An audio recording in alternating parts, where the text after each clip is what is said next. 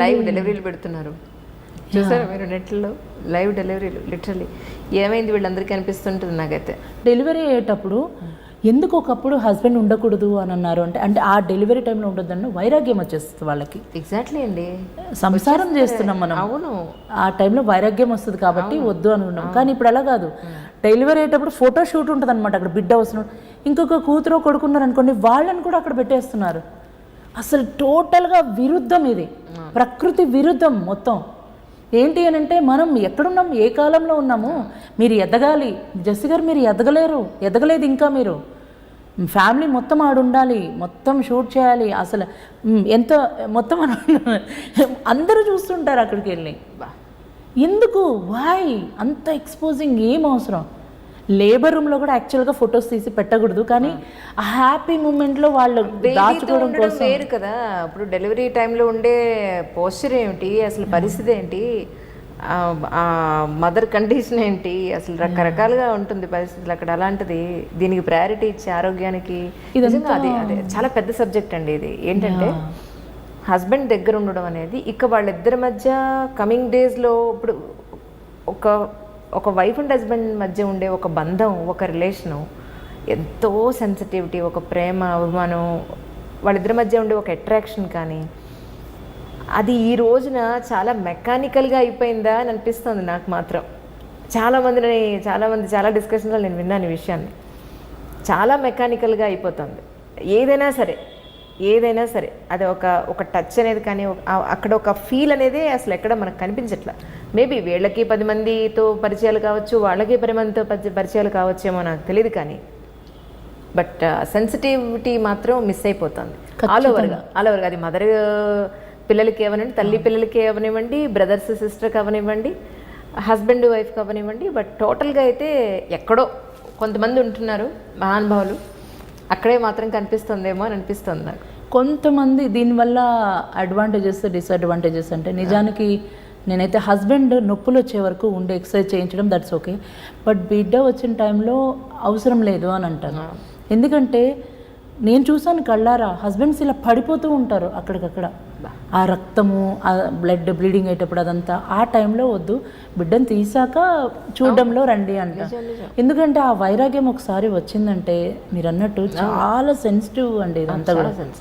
అందుకనే బట్ ఇక్కడ ఏమైపోయినాయి అంటే మన దగ్గర ఎంత ఓపెన్గా ఉంటే అంత పాష్ అనమాట, కార్పొరేట్ స్టైల్. అది మీకు తెలీదా? నన్ను చాలామంది అనేవాళ్ళు, నేను ప్రెగ్నెన్సీ టైంలో చాలా ఒకసారి ఏదో పెయింట్ హౌస్లో ఉంటాం, ఇబ్బంది అయిపోయి ఒక్కసారి స్లీవ్లెస్ వేసుకొని ప్రెగ్నెన్సీలో ఆసనాలు చేస్తుంటే బాబు ఒక ఫోటో తీశాడనమాట. అదొక్కటే ఉంది.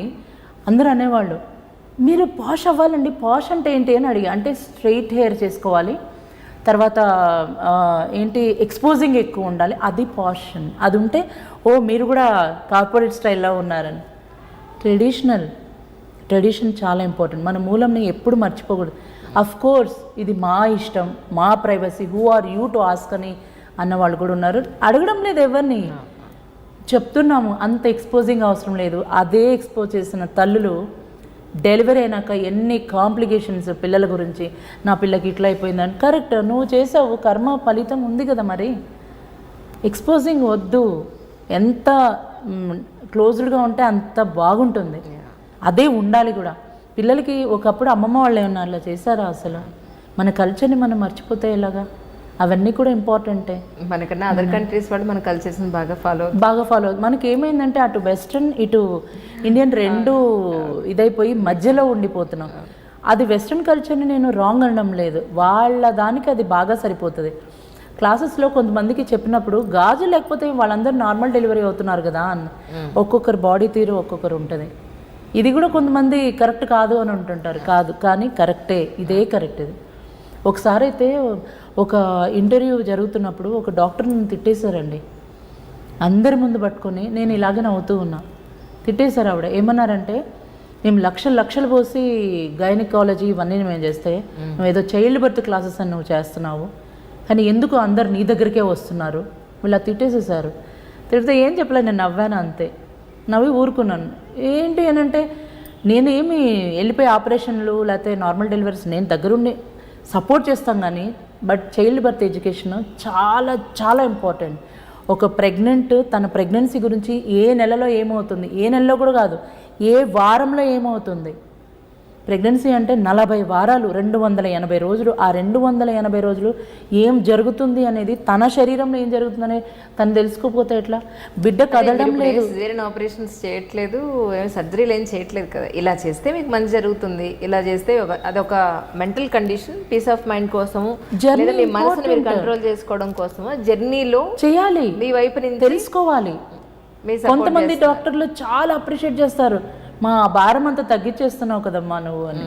కరెక్ట్ అది. ఎందుకంటే లేకపోతే ఈ గూగుల్ ఫస్ట్ ఏం చెప్తామంటే అండి, క్లాస్కి రాగానే జాయిన్ అయ్యే ముందు రూల్ ఉంటుంది. ఏం రూలు? Stop browsing.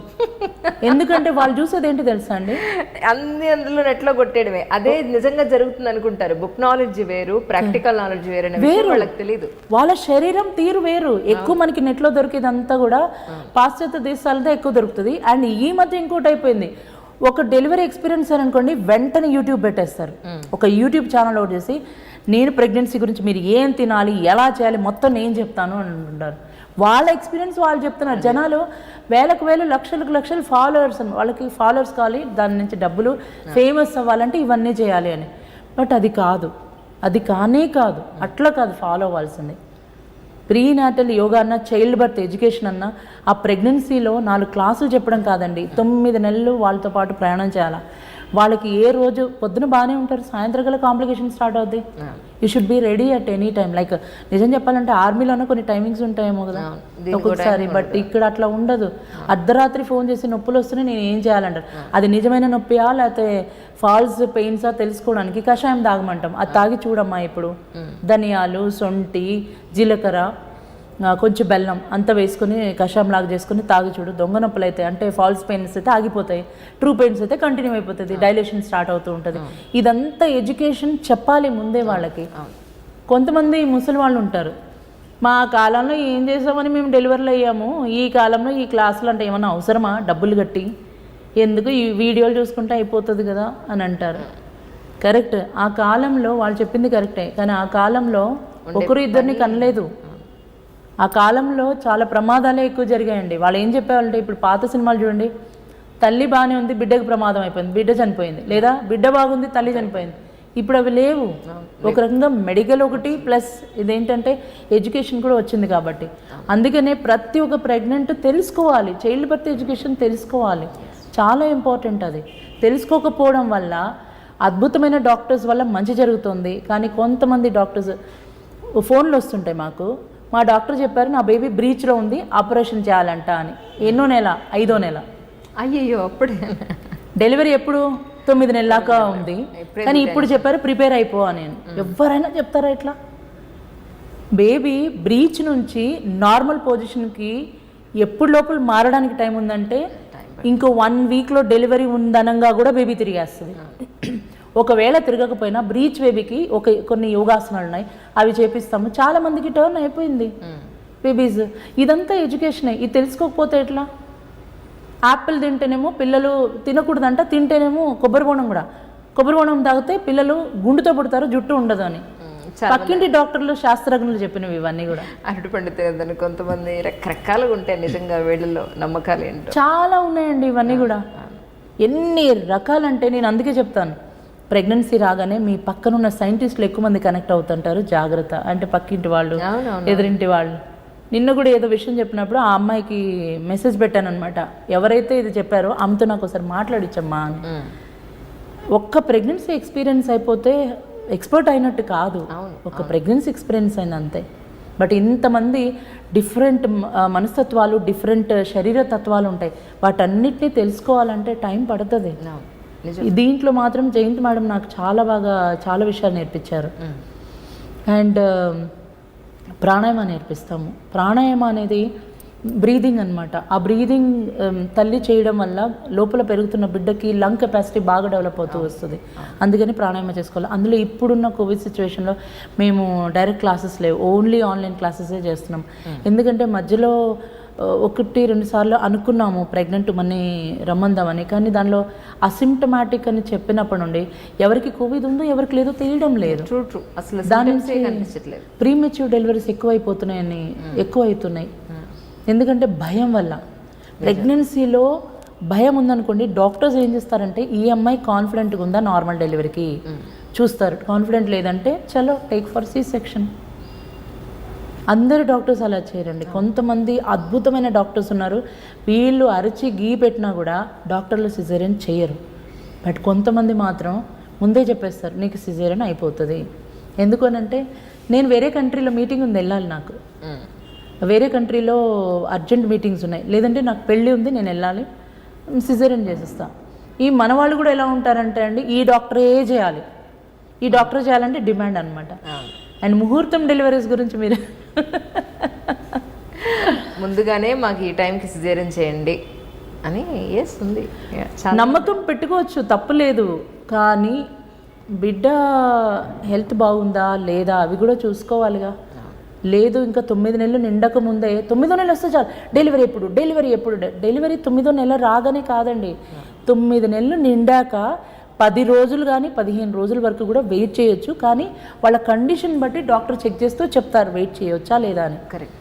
అండ్ ఇంకొన్ని మన పూర్వీకులు ఏం చెప్పారంటే శాస్త్రంలో డెలివరీ టైము ఈరోజు స్టార్ట్ అయిందంటే ఈరోజు ఇప్పుడు మొదలైతే ఈరోజు సంధ్యాకాలం అయిపోతుందిగా, సన్సెట్ అయిపోతుంది, రేపు సన్సెట్ లోపల డెలివరీ అయిపోతే హెల్దీ డెలివరీ అని.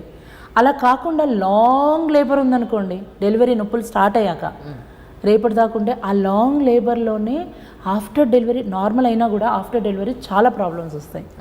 అందుకనే చెప్తాము మీ బాడీ తిని బట్టి ఒకవేళ మీకు అవ్వలేదనుకోండి డాక్టర్ చెప్తే go for C section, no problem. కానీ చూడండి అనవసరంగా ఒంటి మీద కత్తి పెట్టకూడదు. అలా చూసుకోకుండా మీరు చేయండి, బాగుంటుంది అని. అందుకని ఆఫ్టర్ డెలివరీ ఏంటంటే ఆ బిడ్డని ఎలా కేర్ తీసుకోవాలి ఇవన్నీ కూడా ప్రెగ్నెన్సీ మాతృత్వ క్లాసెస్ అంటాం అనమాట. దానిలో ఇవన్నీ కూడా చేస్తుంటాం.